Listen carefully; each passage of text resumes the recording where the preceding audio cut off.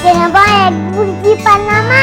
எண்ணெய் ஊத்திக்கலாம், ஆனியன் போட்டுக்கலாம், பச்சை மிளகாய் போட்டுக்கலாம், தக்காளி போட்டுக்கலாம், மஞ்சள் போட்டுக்கலாம், மிளகாய் தூள் போட்டுக்கலாம், பெப்பர் தூள் போட்டுக்கலாம், உப்பு போட்டு நல்லா மிக்ஸ் பண்ணிக்கலாம்.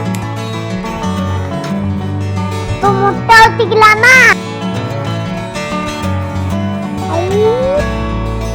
எக் புர்ஜி சூப்பரா ரெடி ஆயிடுச்சு. போட்டுக்கலாமா? எக் புர்ஜி சூப்பரா இருக்குல்ல?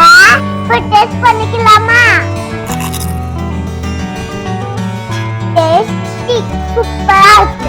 இது வாங்க சாப்பிடலாம்.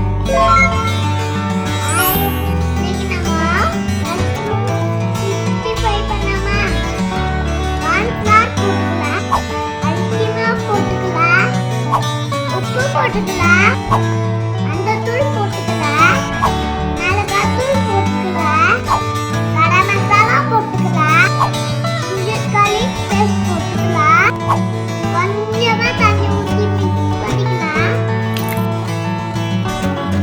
எண்ணெய் ஊற்றிக்கலாம், மஷ்ரூம் ஃப்ரை பண்ணிக்கலாம். மஷ்ரூம் 65 சூப்பரா ரெடி ஆயிடுச்சு.